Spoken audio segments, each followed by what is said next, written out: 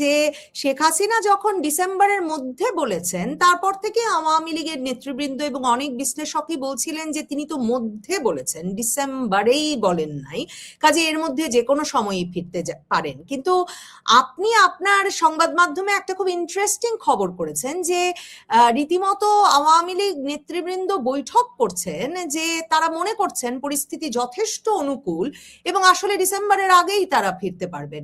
কি ধরনের আলাপ হচ্ছে ওসব বৈঠকে এবং কেন তারা মনে করছেন পরিস্থিতি এত অনুকূল? আমি তো দেখছি নতুন নতুন মামলা হচ্ছে, আরো গ্রেফতার হচ্ছে, কারো জামিন হচ্ছে না। এই বিষয়টি আমি বলি, শেখ হাসিনার মানে সাক্ষাৎকারে উনি ডিসেম্বর 2026-এ ফিরে যাবেন এরকম একটি কথা উনি বলেছেন, যে কারণে অনেকে এই প্রশ্ন তুলছিলেন যে ডিসেম্বর কেন কেন এখনই নয়, কেন উনি ডিসেম্বর বলেছেন।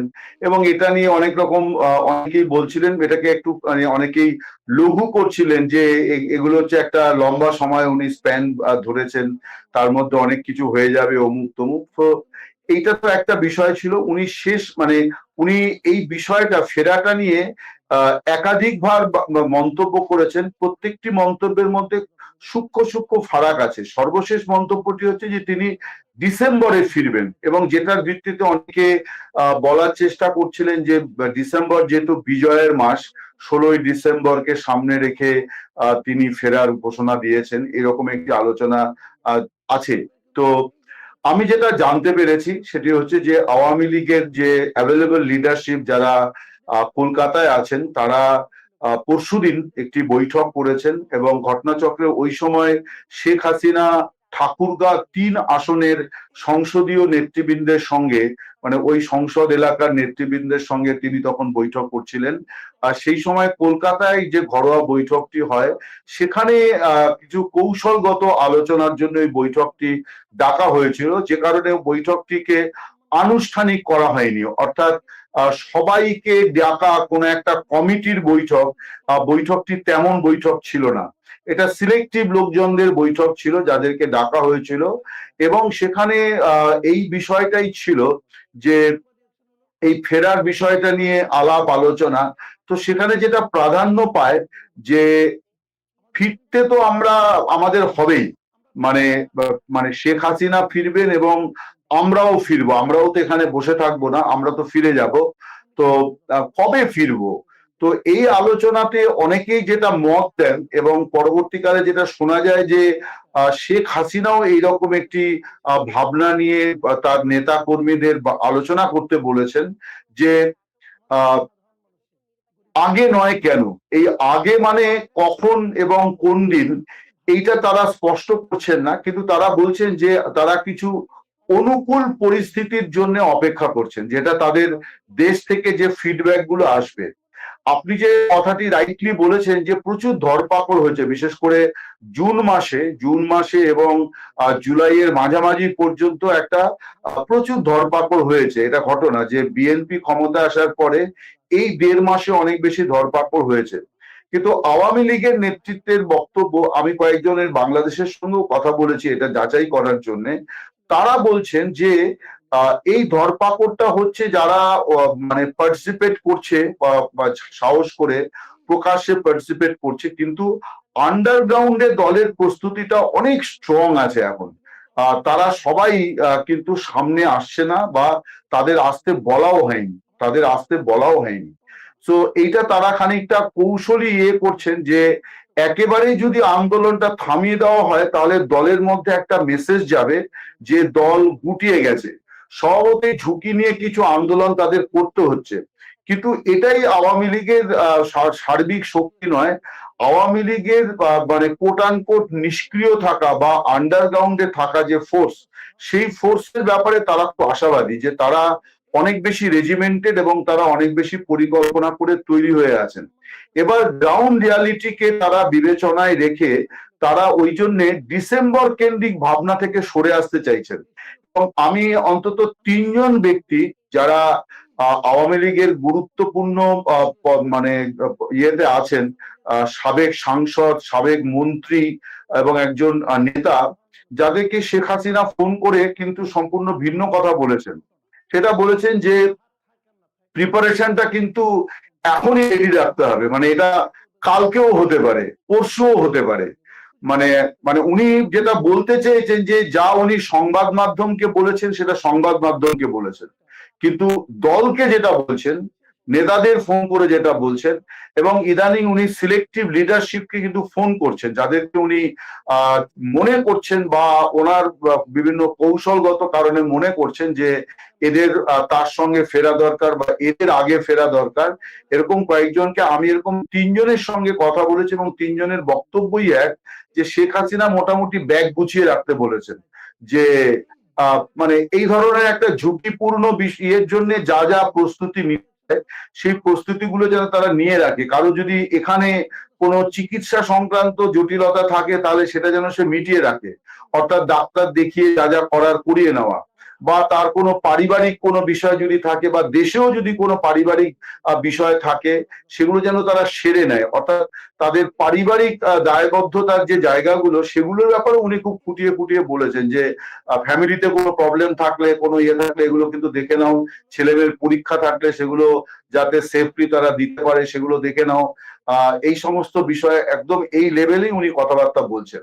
তো তার প্রেক্ষিতেই সম্ভবত এই বৈঠকটি হয়েছে, এবং এটা আমি ধরে নিচ্ছি যে শেখ হাসিনার কাছ থেকে একটা নির্দেশনা এসছে কিছু নেতার কাছে, যার ভিত্তিতে তারা এই বৈঠকটি ডেকেছিলেন। এবং সেখান থেকে আমি যেটা জানতে পেরেছি যে সেখানে প্রায় সকলেই মানে একটা বৈঠকে তো সবাই মানে বক্তব্য দেয় না, কিন্তু যারা যারা বক্তব্য পেশ করেছেন তারা সকলেই মনে করেছেন যে এটা খুব ওয়াইজ ডিসিশন।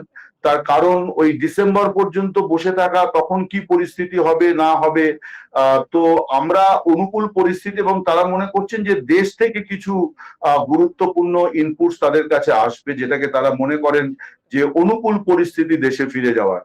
তো এইটাই হচ্ছে আমার কাছে যা খবর, যে আপনাকে তার একটা জন্য জিনিস তার বলি, অপেক্ষা করছে। আপনি তো নিয়মিত আসলে 2024-এর আগস্টের পর থেকে বিশেষভাবে নিয়মিতভাবে আহ কলকাতায় থাকা, পশ্চিমবঙ্গে থাকা আওয়ামী লীগের শীর্ষ নেতৃবৃন্দের সঙ্গে আপনার যেমন যোগাযোগ আছে, আপনি অনেক সময় এমনকি শেখ হাসিনা দলীয় ফোরামে অনলাইনে যেসব বক্তব্য দেন এগুলোর অনেক রেকর্ডিংও আপনি শুনেছেন, বিভিন্ন সূত্রে জোগাড় করে, বা আপনি যোগ দিয়েছেন। এবং আপনার সঙ্গে বাংলাদেশের ভেতরের আওয়ামী লীগ নেতৃবৃন্দের এই মানে দুর্যোগপূর্ণ সময়েও আপনি একটা যোগাযোগ রাখার চেষ্টা করেছেন, খুবই স্থানীয় পর্যায়েও।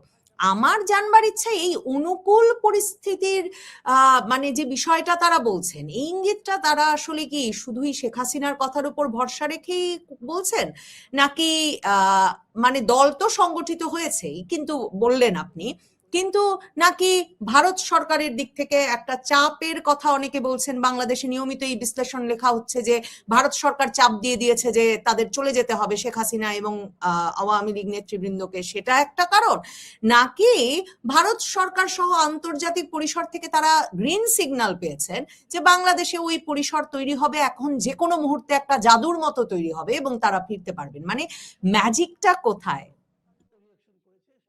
না, আমার যেটা মনে হয়, ভারত সরকারের তরফে এই ধরনের কোনো ইঙ্গিত আওয়ামী লীগ বা শেখ হাসিনাকে বলা হয়নি, সেটা ভারত সরকার কখনো বলবেও না।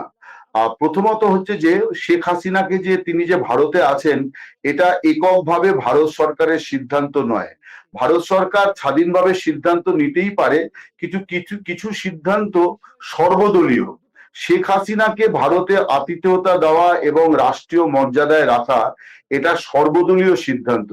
কোনো সর্বদলীয় বৈঠক, এমনকি কোনো বিরোধী নেতা কখনো এটা দাবি করেননি যে সরকারের তরফে তাদের সঙ্গে যোগাযোগ করা হয়েছে যে এবার শেখ হাসিনাকে তারা বলতে চায় আপনি ফিরে যান, এরকমটি হয়নি। আপনি দেখবেন যে দিল্লিতে যখন আন্দোলন হচ্ছিল তখন বাংলাদেশে অনেকে বলার চেষ্টা করছিল যে নরেন্দ্র মোদী বিপদে পড়েছেন, ফলে হাসিনার বিপদ আরো বেড়ে গেল। আমি যেটা বলি যে বিষয়টি এরকম নয়। তার কারণ ভারতের যে সংসদীয় দলগুলি আছে তাদের বৈঠকেই কিন্তু শেখ হাসিনাকে এখানে রাখার সিদ্ধান্ত হয়েছিল, এবং এই সিদ্ধান্তে যদি কোনো পরিবর্তন হয় তাহলে সেখানেই কিন্তু সরকার আবার যাবে, তারা পরিবর্তন করবে। আমি বোধহয় আপনার অনুষ্ঠানে বলেছি বা অন্য কোথাও বলেছি যে শেখ হাসিনা বিশেষ করে তার ক্ষেত্রে ভারত সরকারের কোনো কোয়ার্সিভ অ্যাকশন বা কোনো কঠোর সিদ্ধান্ত নেওয়াটা খুব কূটনৈতিক এবং রাজনৈতিক ভাবে খুব মানে কি বলা যায় ব্লান্ডার হবে। তার কারণ হচ্ছে যে তিনি তার দেশের মানুষের দ্বারা নানানভাবে সমালোচিত হয়েছেন। একজন প্রধানমন্ত্রী হিসেবে তার কিছু পদক্ষেপ নিয়ে সমস্যা আছে, কিন্তু সেটাই তো সব নয়। তিনি সামগ্রিকভাবে এই উপমহাদেশের জন্য জঙ্গি তৎপরতা, মৌলবাদ, এই সমস্ত বিষয় নিয়ে যে ফাইটটা করেছেন 15 বছর, তার দ্বারা ভারত এবং প্রতিবেশী দেশগুলিও উপকৃত। এবং ভারতের যে বিদেশ নীতি এবং রাষ্ট্রীয় নীতি, যে সন্ত্রাসবাদের বিরুদ্ধে জিরো টলারেন্স, আপনি যদি শেখ হাসিনাকে জেনে বুঝে, যে যার দেশে ফাঁসির সাজা হয়েছে এবং এখন সবাই বলছে যে মানে বিমানবন্দরে নামলে সেখানেই ফাঁসি দিয়ে দেওয়া হবে বা যেখানে ধরতে পারবে সেখানেই ফাঁসি দিয়ে দেওয়া হবে, এরকম একটিকে ভারত সরকার কখনো ফেরত পাঠাবে না। এটা আমি মানে আমার মানে আমি খানিকটা দায়িত্ব নিয়েই বলি যে এটা হবে না, আর এটা সম্ভব নয়। শেখ হাসিনা তার নিজের দল এবং দেশের কথা ভেবে এই সিদ্ধান্তটি তিনি নিয়েছেন যে তার তো মৃত্যুদণ্ডের সাজা হয়েছে। এবার তিনি তার দল এবং দেশ, যেটা আমাকে সাক্ষাৎকারেও বলেছেন যে আপনি ঝুঁকিটা আপনি কেন নিচ্ছেন, উনি এই কারণে ঝুঁকিটা নিয়েছেন। এবার ভারত সরকার ওনাকে যেতে দেবে কিনা, আপনি দেখবেন যে রণধীর জয়সওয়াল তিনি দুটি কথা বলেছেন। একটি বলেছেন যে শেখ হাসিনার যে ফিরে যাওয়ার ঘোষণা অর্থাৎ প্রত্যাবর্তন, এটা নিয়ে রণধীর জয়সওয়াল কোনো মন্তব্য করেননি, কারণ উনি বলেছেন এটা শেখ হাসিনার বিষয়। কিন্তু যখন বলেছে ভারত সরকারের বিষয় কি, উনি বলেছেন ভারত সরকারের অবস্থান অপরিবর্তিত। অপরিবর্তিত মানে হচ্ছে যেটা জয়শঙ্কর বলেছেন, যেটা জাতীয় নিরাপত্তা উপদেষ্টা বলেছেন, যে শেখ হাসিনা কতদিন থাকবেন সেটা তার উপর নির্ভর করছে।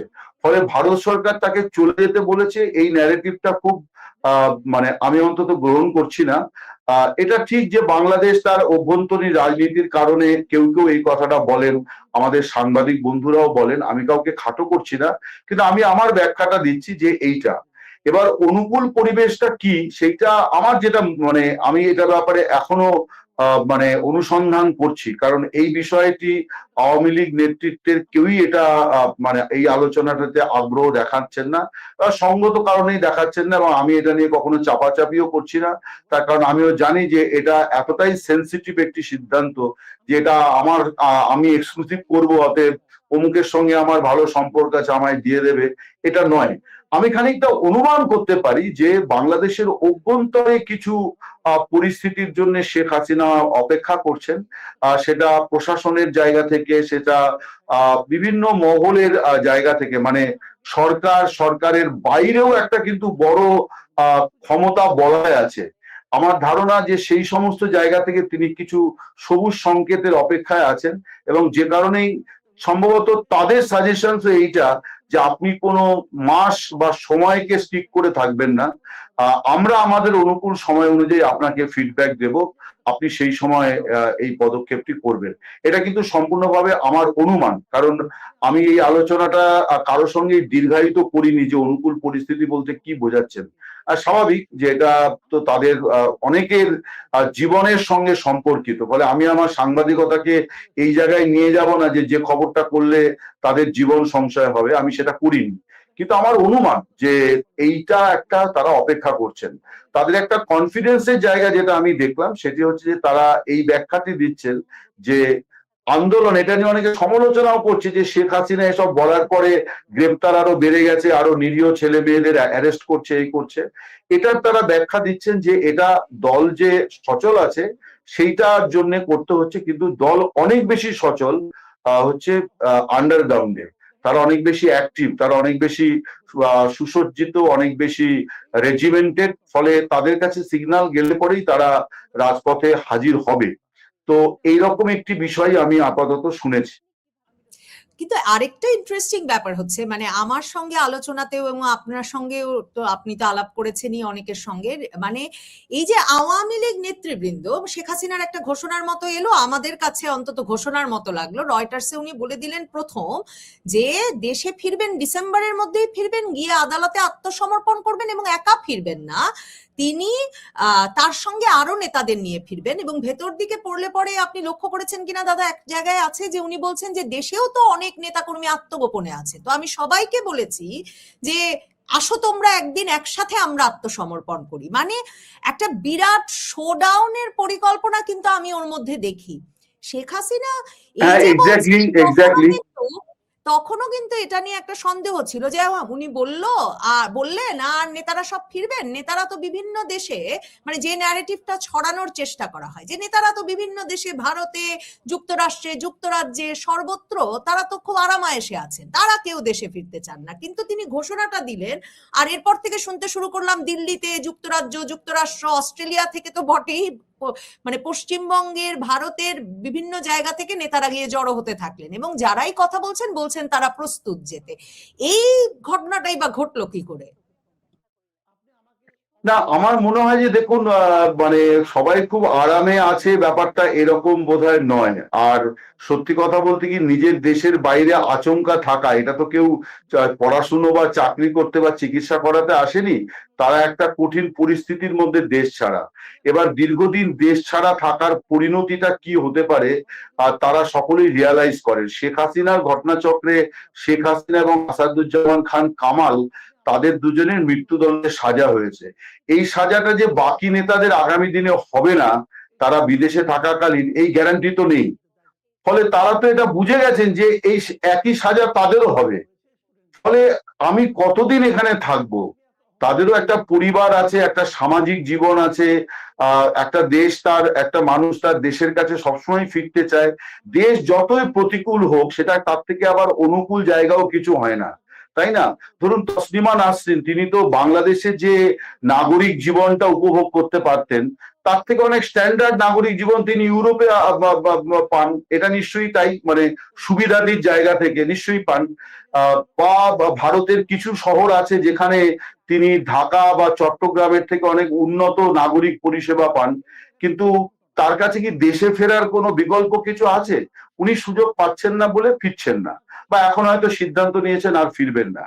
তো আমার মনে হয় যে এই দেশে ফেরার তাড়নাটা সবার মধ্যেই আছে, কারণ সবাই জানে যে এই সাজাটা শুধু শেখ হাসিনার মধ্যেই সীমাবদ্ধ থাকবে না। কারণ একই তো অভিযোগগুলো সেই আন্তর্জাতিক অপরাধ আদালতে আছে, সেই মানবতা বিরোধী অপরাধে তাদেরকে অভিযুক্ত করা হচ্ছে, এমনকি সাংবাদিকদেরও করা হচ্ছে। ফলে সবাইরই কিন্তু দেয়ালে ঠিক পিঠ ঠেকেছে, শুধু শেখ হাসিনা বা আসাদুজ্জামান কামালের দেওয়ালে পিঠ ঠেকেনি। যাদের জাজমেন্ট হয়নি তারাও কিন্তু দেয়াল থেকে 1 ইঞ্চি দূরে আছেন, দেয়ালের পিঠ ঠেকবে। ফলে দেয়ালে যদি পিঠ ঠেকে, তাহলে কিন্তু আপনাকে সামনের দিকে আপনি ধাক্কা খেয়ে সামনে আসবেন। ফলে আমার মনে হয় যে এইটা এখন সবাই রিয়ালাইজ করেছে, এবং শেখ হাসিনা তো এই দীর্ঘ 1-1.5 বছর ধরে দফায় দফায় আলোচনাও করেছেন। ফলে তাদের মধ্যে একটা কনসেনসাস বিল্ড আপ করার পরে তিনি ঘোষণাটা দিয়েছেন যে এইরকম একটা সিদ্ধান্ত তিনি করছেন দলের। এটাই আমার মনে হয় যে তিনি একটা প্রাথমিক আলোচনা করেছেন, এবং আমি তো জানি যে এই আলোচনাগুলোর আগে আগে আবার বেশ কয়েক দফা সিনিয়র লিডাররা, এখন যেমন ধরুন অনেক কাউন্সিলর বা উপজেলা পরিষদ, জেলা পরিষদের নির্বাসিত নেতারাও দেখা করছেন, কিন্তু মাঝে একটা সময়তে কিন্তু খুব দফায় দফায় সিনিয়র লিডারশিপ ওনার সঙ্গে দেখা করেছেন।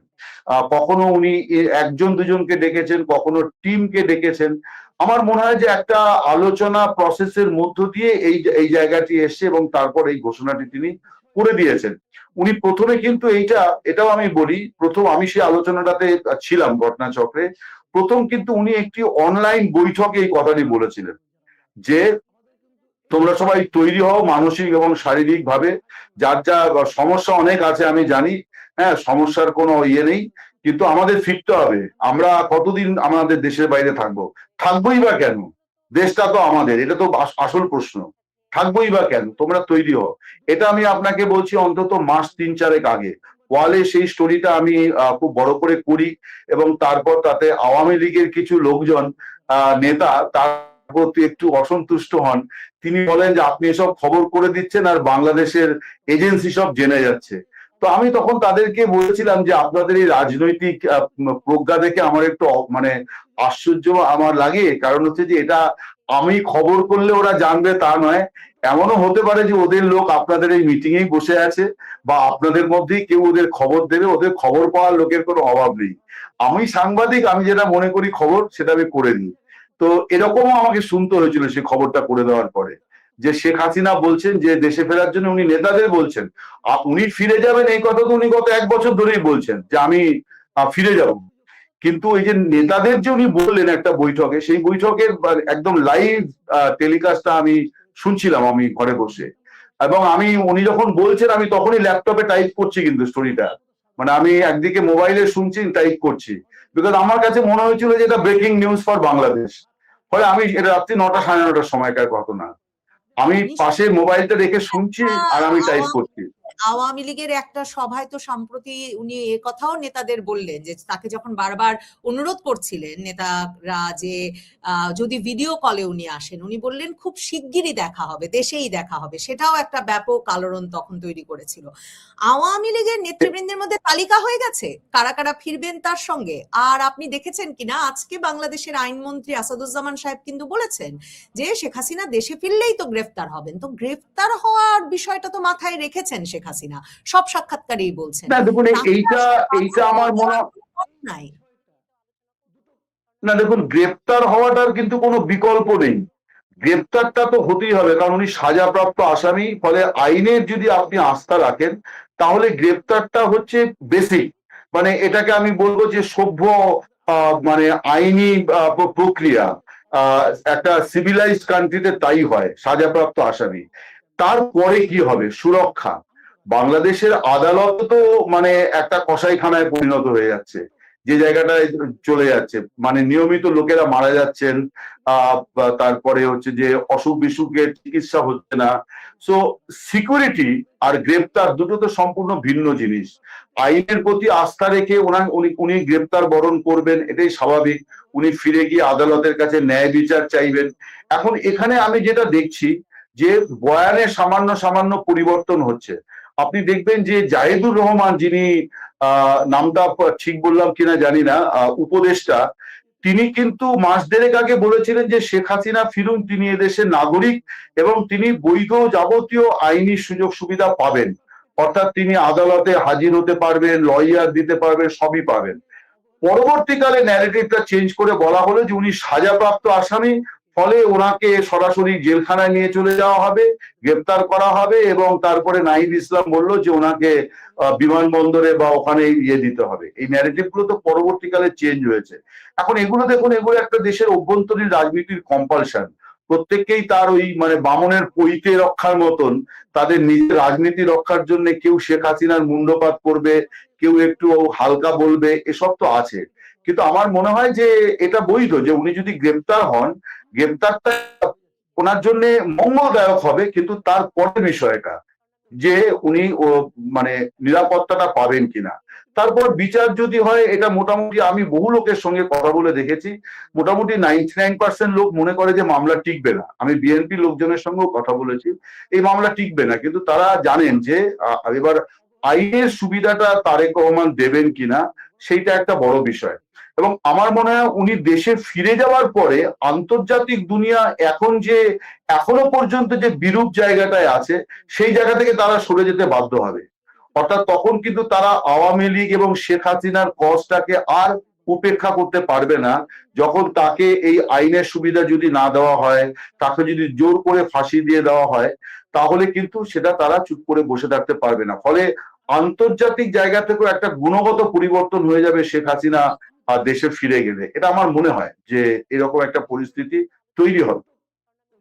আপনি যখন আন্তর্জাতিক প্রসঙ্গই আনলেন, শেষ করি এই প্রশ্ন দিয়ে যে শেখ হাসিনা তো একে খুব আত্মবিশ্বাসের সঙ্গে বলছেনই, দলীয় ফোরামে বলছেন, আন্তর্জাতিক সংবাদ মাধ্যমে বলছেন, কিন্তু মানে আপনি মানে আপনার এই দীর্ঘ সাংবাদিকতা জীবনে এই যে শেখ হাসিনা নিজের শিরোনামটা ধরে রাখতে পেরেছেন, এবং এটা তো শুধু ভারতে নয়, ভারতের গণমাধ্যমেও নয়, ভারতের শীর্ষস্থানীয় সংবাদ মাধ্যমেও নয়, মানে আন্তর্জাতিকভাবে এএফপির আজকে একটা সাক্ষাৎকার বেরিয়েছে এবং গুগল করলেই দেখা যাবে যে দেশে দেশে ভাষায় ভাষায় সেটা রূপান্তরিত হয়ে অনুদিত হয়ে প্রকাশিত হচ্ছে।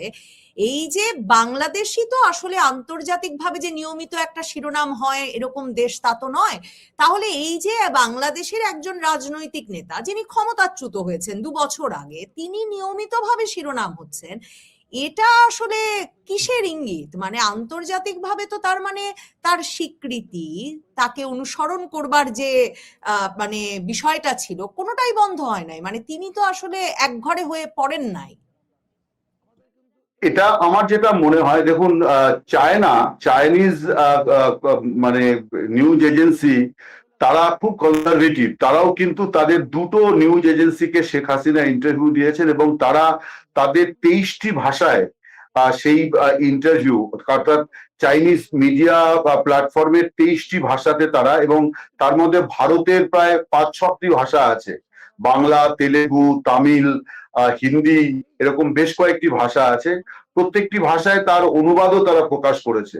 সো এটাকে প্রমাণ করে যে শেখ হাসিনার ইন্টারভিউকে তারা কতটা ইম্পর্টেন্স দিয়েছে। মানে এটা শুধু চাইনিজ ল্যাঙ্গুয়েজে বা ইংরেজিতে করেনি। এবং আরো যে আন্তর্জাতিক মিডিয়া, তারা তো অনেকে একাধিকবারও শেখ হাসিনার ইন্টারভিউ করেছে। এটার একটা বড় কারণ যেটা আমার মনে হয় যে, দেখুন, সাংবাদিকরা বা সংবাদ মাধ্যমগুলো যারা চালান, তারাও তো এই ঘটনা প্রবাহ লক্ষ্য করছেন যে বাংলাদেশে তখন একটা অন্য ধরনের আবেগ কাজ করছিল, যে একটা মানে নতুন বাংলাদেশ হবে, শেখ হাসিনা যা করেছেন তার থেকে সম্পূর্ণ আলাদা বাংলাদেশ হবে। এখন এটা যে হয়নি, এটা কিন্তু শুধু বাংলাদেশের মানুষ রিয়ালাইজ করছেন না, এটা সকলের অভিজ্ঞতার মধ্যেই এসছে যে এটা একটা বড় বিপদের জায়গা তৈরি হচ্ছে বাংলাদেশে। শেখ হাসিনা পরবর্তী বাংলাদেশে একটা বড় বিপদের জায়গা তৈরি হচ্ছে। বিশেষ করে জঙ্গিবাদী তৎপরতা, মৌলবাদী তৎপরতা এবং বিভিন্ন ডিসিশন মেকিং প্রক্রিয়াতে তারা যেভাবে মানে নাক গলাচ্ছে। আপনি দেখুন না, তারেক রহমানের যে মন্তব্যটি, আপনি বোধহয় অনুষ্ঠানও করেছেন, যে 60-65% গুপ্ত বাহিনী, এই যে কথাটি উনি বলেছেন, যে অন্তর্বর্তী সরকারের একজন উপদেষ্টা তাকে বলেছেন যে প্রশাসনে এই গুপ্ত বাহিনীর কথাটা, তো তার মানে হচ্ছে জামায়াতে ইসলামীকে উনি ইঙ্গিত করেছেন বা উগ্র ইসলামিক শক্তিকে ইঙ্গিত করেছেন। তো আন্তর্জাতিক মিডিয়া তারা বাংলাদেশের ঘটনাবলীগুলো তারা দেখছে যে সেখানে কি ঘটছে। তো যা অতীতে ঘটেনি, তা অনেক কিছু ঘটছে যেটা আগামী দিনের জন্য একটা ভয়ঙ্কর বাংলাদেশের ছবি সকলের সামনে হাজির হয়েছে। ফলে সাংবাদিকরা বা আন্তর্জাতিক মিডিয়া তারা মনে করছে যে এই মহিলার বক্তব্য আমরা তাহলে কেন প্রকাশ করব না, উনি তো তার প্রত্যেকটি বিষয়ের উপরে ব্যাখ্যাও দিচ্ছেন এবং এটা সকলেই বিশ্বাস করেন যে তার বিচারটা রাখতে চায়। আপনি আইনের অধ্যাপক, যারা কারাগারে আটক আছেন, আপনিও ছিলেন, আমরা ছিলাম, দেখেছি সেখানকার মানুষের আহাজারি। একের পর এক মামলায় জামিন হচ্ছে কিন্তু বের হতে পারছে না, নতুন নতুন পেন্ডিং মামলা, সোল অ্যারেস্ট দেখানো হচ্ছে। একটি রিট করা হয়েছিল সিনিয়র আইনজীবীদের পক্ষ থেকে যেন এটি বন্ধ করা হয়। হাইকোর্ট নির্দেশ দিয়েছিল যে নির্দিষ্ট কোনো মামলা না থাকলে কাউকে সোল অ্যারেস্ট দেখানো যাবে না, হয়রানি করা যাবে না। সেটি স্থগিত করে দিল সুপ্রিম কোর্টের আপিল বিভাগ। মানে প্রধান বিচারপতির নেতৃত্বে আপিল বিভাগ হিয়ারিং এর মাধ্যমে এটি স্থগিত করে দিল। এটি আইনের কোন দিককে ইঙ্গিত করছে, আপনার কি মনে হয়? আপনাকে ধন্যবাদ।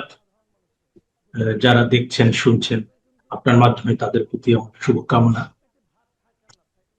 আমরা আসলে যারা আইন পড়াই, তার চেয়ে বড় কথা হচ্ছে আমরা যারা নাগরিক, আমাদের তো কিছু অধিকার দেওয়া হয়েছে বাংলাদেশ সংবিধান, এবং সেই অধিকারগুলো যদি কোনোভাবে লঙ্ঘিত হয়, যদি পুলিশ কিংবা জেল কর্তৃপক্ষ কিংবা সরকার কিংবা প্রভাবশালী ব্যক্তি আমাদের অধিকারের উপর হস্তক্ষেপ করে কিংবা অধিকারকে কার্টেইল করে, সেটা দেখার দায়িত্ব কিন্তু দেওয়া হয়েছে supreme court is the guardian of the constitution, not only the guardian of the constitution, supreme court is the guardian of the fundamental rights given to the citizens of Bangladesh.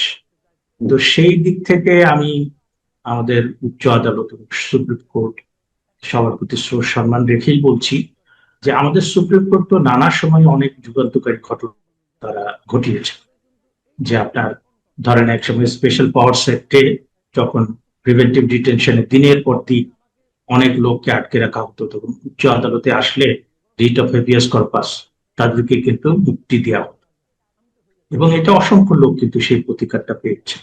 এমনকি 1997 সালে আমার মনে আছে যে তৎকালীন সরকার বিএনপির 4 জন নেতাকে যখন প্রিভেন্টিভ ডিটেনশন দিয়ে আটকে দিল, তখন তাদের রিট হওয়ার পরে কিন্তু উচ্চ আদালত বলল যে তাদেরকে আটকে রাখার কোনো কারণ নাই, সুতরাং তাদের ছেড়ে দেওয়া হোক।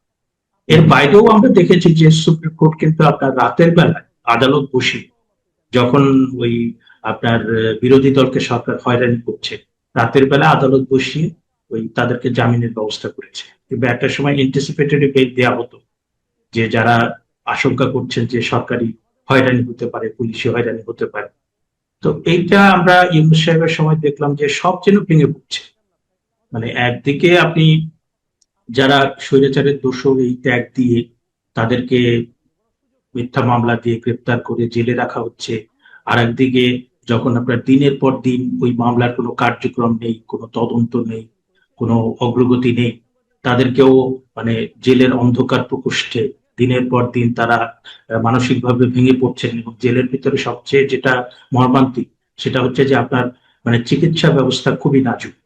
এবং যারা আমরা দেখে এসেছি যে 70-80 বছর বয়সে যে আপনার বিচারপতি খায়রুল হক, তারপরে তৌফিক এলাহি চৌধুরী, তারপরে শাহরিয়ার কবির, এদেরকে আপনার যে তাদের যে বার্ধক্যকালীন যে জটিলতা, সেই চিকিৎসা না দেওয়াতে তারা কিন্তু প্রচন্ড কষ্ট পাচ্ছেন।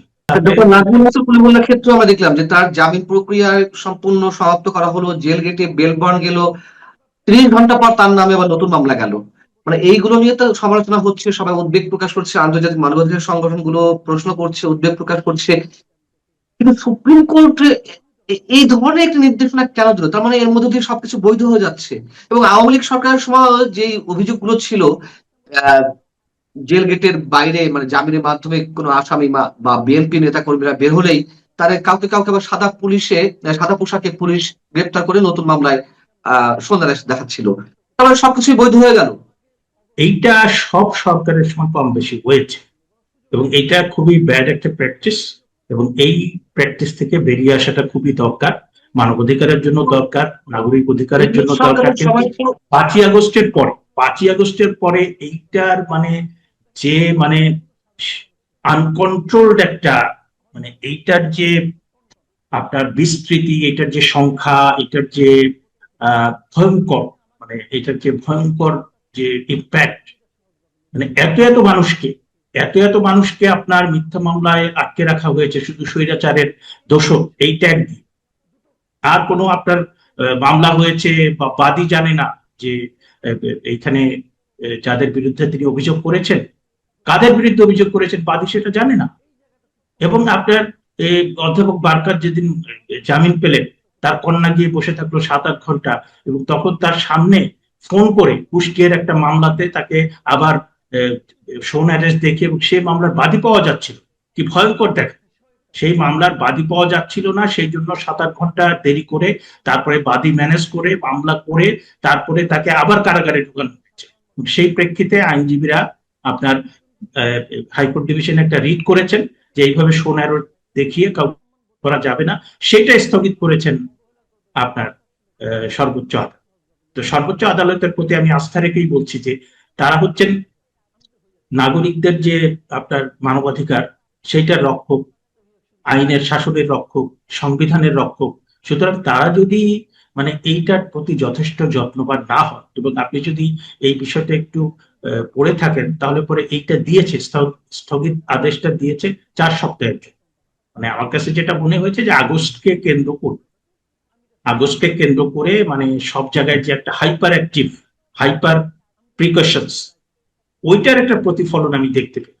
হ্যাঁ, তবে আমি মানে সুপ্রিম কোর্টের প্রতি শ্রদ্ধা রেখেই বলছি যে তারা বিভিন্ন সময় কিন্তু আপনার মানুষের অধিকার, তারপরে সরকারের যে অন্যায় সেটা প্রতিকারে তারা কিন্তু অনেক ভালো ভূমিকা রেখেছে।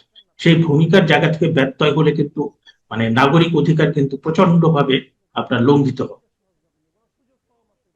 আপনি আগস্টের প্রসঙ্গ যখন তুললেনই, এবং যদি তাই হয় যে আগস্টকে কেন্দ্র করে এক ধরনের একটা আনএক্সপেক্টেড সিচুয়েশন তৈরি হতে পারে, তার কি কোনো সম্ভাবনা আছে? এবং এই আনএক্সপেক্টেড সিচুয়েশন আসলে কারা তৈরি করবে? আওয়ামী লীগ? মানে আওয়ামী লীগ কি সেই অবস্থায় আছে বা সরকারও বা কেন এটিকে এত বেশি গুরুত্ব দিচ্ছে? আমরা দেখলাম যে গত সম্ভবত 1 জুলাই নাকি কবে কারফিউ দেওয়া হলো আওয়ামী লীগ কি একটা 23 জুন 23 জুন আমাদের আওয়ামী লীগের প্রতিষ্ঠা বার্ষিকী উপলক্ষে জি যে আওয়ামী লীগ 6টা কোনো কর্মসূচিও দেয়নি, আপনার কিছু অনলাইন আলোচনা সভার আয়োজন করেছে এবং সেটা নিয়ে তো ভয়াবহ পরিস্থিতি হলো। আপনার 4টা জেলায় আর্মি নামানো হলো, একটা সরকারের 4 মাসের মাথায় আর্মি নামানো হলে তখন তো সেটা যে সারা আন্তর্জাতিকভাবে সেই ভাবমূর্তিটা ক্ষুণ্ণ হয়। হ্যাঁ, কারণ আমরা একটা স্থিতিশীল গণতান্ত্রিক সরকার বলতে বুঝি যে সে মানে civil administration has full control, মানে সব জায়গাতে তাদের একটা নিয়ন্ত্রণ আছে এবং আর্মি তো মানুষ একটা মানে অ্যাবনর্মাল পরিস্থিতিতে না, এবং সেটা বলা হলো যে আসলে এটা মানে আওয়ামী লীগের কিছু করতে হয়নি, মানে আইন শৃঙ্খলা রক্ষাকারী বাহিনী সরকারি সংস্থার তরফ থেকেই মানে সবকিছু করে দিয়েছে। সেখানে আপনি চিন্তা করতে পারবেন না, সেখানে কোনো কোনো জায়গায় আপনার কোনো কোনো রাজনৈতিক দলের নেতা কর্মীরা তারা রাস্তায় নেমে মোবাইল মোবাইল চেক করছে। হ্যাঁ, বিভিন্ন জনের মোবাইল চেক করেছে, ইয়ে করেছে। তো এই যে আপনার মানে এইরকম এইরকম এইভাবে যদি নাগরিক অধিকার লঙ্ঘিত হয় তাহলে পরে আমরা যাবোটা কোথায়? আমার প্রশ্ন হচ্ছে যে আহ হ্যাঁ, সরকার নানান ধরনের সতর্কতামূলক ব্যবস্থা নিতে পারে, সরকার কঠোর পদক্ষেপ নিতে পারে, আহ সেনাবাহিনীও নামানো আমাদের কোনো আপত্তি নেই যদি সরকারের কাছে তথ্য থেকে থাকে। কিন্তু এই যে সন্ত্রাস গুলো দেখানো হচ্ছে, এই যে মানে অগণতান্ত্রিক ভাবে অসাংবিধানিক ভাবে একের পর এক মামলায় মানুষকে শোন অ্যারেস্ট দেখানো হচ্ছে। ইভেন শোন অ্যারেস্ট শুধু নয়, আওয়ামী লীগ সরকারের সময় তো অবশ্যই এগুলো নিন্দনীয়, জেল গেট থেকে সাদা পোশাকে পুলিশ ধরেছে। আর এখন তো জামিন হওয়ার পরে যার নামে মামলা নেয়, আপনি সেটা বললেন অধ্যাপক আবুল বারাকার ক্ষেত্রে, দেখো অসংখ্য ক্ষেত্রে আমি দেখেছি যে 20 দিন 22 দিন চলে যাচ্ছে, কোনো মামলা নেই, তাকে ছাড়া হচ্ছে না, নতুন মামলা সাজিয়ে দেওয়ার পরে আবার তাকে শোন অ্যারেস্ট দেখানো হচ্ছে। তো পলিটিক্যাল কারণে কি আদালত এবং সর্বোচ্চ আদালত তারা এই ধরনের একটি সিদ্ধান্ত দিতে পারে? আপনি দেখেন যে ব্যারিস্টার সারা হোসেন, সৈয়দ মামুন মাহবুব তারা কিন্তু শোন অ্যারেস্টকে চ্যালেঞ্জ করে রিট করেছে, হ্যাঁ, আবেদনকারীও ছিল এবং দেখা গেছে যে যতটুকু আমরা জানি পৃথিবীর কোন দেশে শোন অ্যারেস্ট বলে কিছু নেই। আমাদের কোনো আইনেও শোন অ্যারেস্ট বলে কিছু নেই। এটা রাজনৈতিক ভাবে মানে রাজনৈতিক বিরুদ্ধবাদীদের হয়রানি করার জন্য আমরা বোধহয় আমাদের আইন শৃঙ্খলা রক্ষাকারী বাহিনী এবং তারা সংশ্লিষ্ট বাহিনী সেটা আবিষ্কার করেছেন। এইটা হচ্ছে আমাদের সরকারি সংস্থার একটা প্রচন্ড রকম যেটাকে বলবো যে অ্যাবিউজ অফ পাওয়ার কিংবা extreme violation of human rights. হ্যাঁ, এবং এটা পৃথিবীর আর কোনো দেশে আমরা দেখি। এবং আমাদের এই যে সরকারি দলের যে সেই মানবাধিকার লঙ্ঘনের বিষয়টা কি এখন আদালত কর্তৃক বৈধ হচ্ছে? এখন কি বলবেন যে আমাদের এখানে অনেক আগে থেকে প্রাতিষ্ঠানিক সংকটটা খুব প্রকট, যে আপনি সরকারে যেই থাক মানে উচ্চ আদালত তার মতোই চলবে, সরকারে যেই থাক বাংলাদেশ ব্যাংক তার মতো চলবে, সরকারে যেই থাক ম্যাক্রো ইকোনমিক ডিসিপ্লিন তার মতো চলবে, সরকারে যেই থাক আপনার শিক্ষা ব্যবস্থা বিশ্ববিদ্যালয় তার মতো চলবে। কিন্তু এখন যেটা হয়েছে আমরা 10 বছর 12 বছর ধরে মানে গত অনেকদিন ধরে দেখছি যেটা ইউনূস সাহেবের আমলে একদম ভেঙে পড়েছে। তারপরে সেটার উন্নতি আমরা দেখতে পাচ্ছি যে আপনার প্রত্যেকটা জায়গাতে সরকারি ইন্টারফেয়ারেন্স এবং সরকার যেটা চাচ্ছে সেইটাকে আপনার সরকার একটা ভালো জিনিস চাইলে তো আমরা অ্যাপ্রিসিয়েট করি, কিন্তু সরকার অনেক ক্ষেত্রেই সরকার কাউকে হয়রানি করতে চায়, কাউকে আটকাতে চায় এবং সরকারি এই জিনিসটাকে প্রতিকার করার দায়িত্ব দেওয়া হয়েছে হাইকোর্ট ডিভিশনকে। অধ্যাপক কার্জন, আপনি যে বিষয়টি নোটিশ করছিলেন যে আগস্টকে ঘিরে এই ধরনের কোন নির্দেশনা আসতে পারে, আর কি কি হতে পারে মানে আপনার ধারণা কি? অথবা এই আগস্ট ঘিরে কি বিশেষ কিছু করতে যাচ্ছে? শেখ হাসিনা যখন দেশে ফিরে আসার ঘোষণা দিয়েছেন ডিসেম্বরের মধ্যে, কেউ কেউ বলছেন তারও আগে ফিরে আসতে পারেন। এবং আগস্টের বিভিন্ন দিন তো আমাদের কাছে ঐতিহাসিক, সেই 5ই আগস্ট হোক, 17ই আগস্ট হোক, 21শে আগস্ট হোক, 15ই আগস্ট বঙ্গবন্ধুর মৃত্যুবার্ষিকী, সবকিছু মিলে কি আবারও কিছু হওয়ার সম্ভাবনা আপনি দেখছেন? না, হওয়ার সম্ভাবনা এটা তো এক ধরনের প্রেডিকশন এবং আপনি আমরা তো আমাদের কাছে তথ্যপত্র থাকলে কিছুটা আমরা বিশ্লেষণ করতে পারি, কিছুটা প্রেডিকশন দিতে পারি। কিন্তু আমার কথাটা হচ্ছে যে আগস্টে মানে প্রিকশনস কেন নিতে হবে? আগস্টে কি হয়েছে? আগস্টে জাতির পিতা বঙ্গবন্ধু শেখ মুজিবুর রহমানকে একদল আপনার সেনা সদস্য, বিপদগামী সেনা সদস্য, তারা হত্যা করেছেন সপরিবারে, এবং সেটার সাথে ছিল জাতীয় আন্তর্জাতিক চক্রান্ত ছিল এইটার জন্য, এবং সেটা তো একটা শোকের মাস, এবং সেটা তো আপনি বঙ্গবন্ধুকে লক্ষ লক্ষ কোটি কোটি মানুষ বঙ্গবন্ধুকে সম্মান করে, তার প্রতি শ্রদ্ধা দেখায়, এবং এই 15ই আগস্টকে কেন্দ্র করে তাদের যে আবেগ, হ্যাঁ, তাদের যে আপনার সম্মান, তাদের শুধু যে সেটি না, ভালোবাসা, সেটি নয়, 5ই এইটা আগস্ট মানুষ 32 নম্বরে যাবে, এটা তো কোনো অপরাধ না। আপনি যদি কোনো নিশ্চয়ই নয়, অপরাধ হয়, নাশকতা হয়, শুধু সন্ত্রাস 5ই হয়, আগস্ট আর শুধু 15ই আগস্টকে কেন্দ্র করে যে নানান ধরনের সতর্কতামূলক ব্যবস্থা নেওয়া হচ্ছে তা নয়। 5ই আগস্ট আবার এই যে গণ আন্দোলন বা 5ই আগস্ট যেটি ঘটেছিল 2024-এ, সেটির দ্বিতীয় বর্ষপূর্তি, আবার শেখ হাসিনা ফিরে আসার একটি ঘোষণা রয়েছে। সবকিছু মিলিয়ে আসলে আমাদের সামনে কি হতে যাচ্ছে, সরকার যেটি প্রেরিত করছে একটা আশঙ্কা, আতঙ্ক, ভয় বা সতর্কতা, এরকম কিছু হওয়ার কি আসলে কোনো সম্ভাবনা আছে কিনা? না, আপনি একটা দিক থেকে দেখছেন, আমি ভিন্ন দিক থেকে বিষয়টা আপনাকে আচ্ছা, প্রশ্ন করি। এখন আমার কাছে যেটা মনে হয় যে এটা একটা শোকের মাস, কোটি কোটি বাঙালির বঙ্গবন্ধুর প্রতি যে সম্মান, ভালোবাসা, যে তাদের ভেতরে গভীর শোক, সেটা তারা প্রকাশ করেন 32 নম্বরে। এখানে তো আমি সমস্যার কিছু দেখি না। কিন্তু এখন যেটা হয়েছে যে 5ই আগস্টের পরে যে 15ই আগস্ট একটা অ্যাবনর্মাল ঘটনা হলো, 5ই আগস্ট আর একটা আপরাইজিং হলো, কিন্তু আপরাইজিং তো আমরাও বলতাম, এখন তো আর আপরাইজিং বলতে পারছি না, কারণ এখন আমরা যে তথ্যপত্র আমাদের কাছে আছে, তাতে করে এটা সেনা সমর্থিত, সেনাবাহিনী কর্তৃক অনুমোদিত, তাদের সহযোগিতায় একটা ডক্টর মোহাম্মদ ইউনূস, মার্কিন যুক্তরাষ্ট্র, তাদের সহযোগিতায় মেটিকুলাস ডিজাইনের একটা নাশকতা। হ্যাঁ, আপনি আন্দোলন করবেন, শান্তিপূর্ণ আন্দোলন করবেন সরকারের বিরুদ্ধে, আপনাকে তো কেউ বাধা দিচ্ছে, কিন্তু আপনি স্নাইপার রাইফেল দিয়ে মানুষ হত্যা করে, আপনি নাশকতা করে, আপনি পুলিশ হত্যা করে, আপনি একটা দেশে, এটা তো কোনো আন্দোলন হলো না।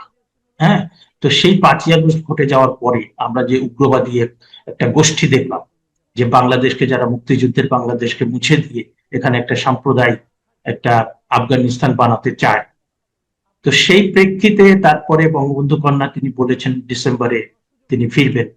সবকিছু মিলে হ্যাঁ, প্রচন্ড রকম একটা আতঙ্ক সব জায়গায় তৈরি হয়েছে। কিন্তু আসলে 19 থেকে 20 বছর বিএনপি ক্ষমতার বাইরে ছিল, কিন্তু তাদের কর্মকাণ্ডের ভিতরে আমি অনেক বেশি পরিপক্কতা প্রত্যাশা করছিলাম, তাদের কর্মকাণ্ডের ভিতরে আমি অনেক বেশি ফারসাইট প্রত্যাশা করছিলাম। যখন নানান পর্যায় থেকে বিএনপির শীর্ষ নেতৃত্বের মধ্যে থেকে প্রেসিডেন্ট পদে আসার একটি সম্ভাবনা বা নানান ধরনের আলোচনা চলছে, তখন ইউনূসকে এই আলোচনার মধ্যে ঢুকানোর জন্য আরেকটি পক্ষ বিশেষভাবে চেষ্টা করছে। ইউনূস নিরপেক্ষ, ইউনূস ডক্টর ইউনূসের কারণে বাংলাদেশের ভাবমূর্তি উজ্জ্বল হয়েছে, ইত্যাদি ইত্যাদি দিয়ে, যেমন বাংলাদেশে একটি প্রথম শ্রেণীর পত্রিকার রিপোর্ট বেরিয়েছে, এবং এটি অবশ্যই ইন্টেনশনালি। আপনি কি মনে করেন যে ইউনূসের খেলা এখনো থেমে গেছে, নাকি এখনো চলছে? না, ইউনূসের খেলা থেমে গেছে, কিন্তু ডিপ স্টেটের খেলা থামে। হ্যাঁ, ইউনূসের খেলা থেমে গেছে। ইউনূস ওনার যে প্রতারণা, ওনার যে দুর্নীতি, ওনার যে দুরভিসন্ধি, প্রত্যেকটা জিনিস এমন ভাবে উন্মোচিত হয়েছে, এবং বাংলাদেশের মানুষের জন্য উনি কিছু ফিল করেন না। বাংলাদেশে উনি যে সময়টা চালিয়েছেন, আইন শৃঙ্খলা পরিস্থিতি, মব ভায়োলেন্স, শিক্ষা, তারপরে সংস্কৃতি, প্রত্যেকটা জায়গাতে ধস নেমেছে, বাংলাদেশটাকে পুরো ধ্বংস করে দিয়ে চলে গেছেন। তো উনার আমি কোনোভাবেই মনে করি না যে ইউনূস সাহেবের কোনো সম্ভাবনা আছে। আর যদি বিএনপি তাকে প্রেসিডেন্ট বানায়, তাহলে বিএনপি কিছুদিনের ভিতরে নাই হয়েছে আর বুঝি। কারণ ডক্টর মোহাম্মদ ইউনূস যে মানের খেলোয়াড়, আর তার যে বেলাফাইড ইন্টেনশন, তিনি নিজের স্বার্থ, নিজের প্রতিষ্ঠানের স্বার্থ ছাড়া কিছু বোঝেন না। নির্বাচনের 3 দিন আগে তিনি একটা চুক্তি করে পুরো দেশটাকে বিক্রি করে দিয়ে চলে গেলেন। এখন ওনার যে কানেকশন, উনি কাকে কোথায় বিক্রি করে দেন, হ্যাঁ, এবং এতে করে ডিসাস্টার বাড়বে। এবং এতে করে হয় কি, যে মানুষের ভিতরে কিন্তু এই যে গত 5ই আগস্টের পরে তো আমরা ভালো কিছু আশা করেছিলাম, সবাই করেছিলাম, এবং সেটা হলে তো মানুষই সেটা অ্যাপ্রিসিয়েট করবে। কিন্তু এত খারাপ কিছু হয়েছে, মানুষ কিন্তু ক্ষুব্ধ হচ্ছে, এবং এই ক্ষোভটা হয়তোবা মানুষের ক্ষোভ 1 বছর 2 বছরে সেটা মানে প্রতিফলিত হয় না, সেটা মানে বিস্ফোরণ হয় না, কিন্তু এটা কিন্তু আপনার 6 মাস, 1 বছর, 2 বছর, 3 বছর, তারপরে কিন্তু প্রচন্ড বিস্ফোরণ হয়। আপনি কিন্তু সেটাকে কোনোভাবে, কারণ আপনি শুধু, আমরা গত সরকারের সময় যেটা বলতাম যে বিরোধী দলের উপরে যে মানে হয়রানি হচ্ছে, জেল জুলুম হচ্ছে, সেটা মানে একটা খারাপ পরিস্থিতি তৈরি করবে, কিন্তু এখন যেটা হচ্ছে সেটা মানে মাত্রাতিরিক্ত।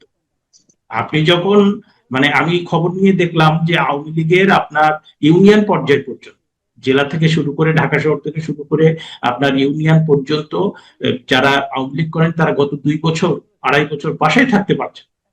এই পরিস্থিতি কিন্তু ছিল না।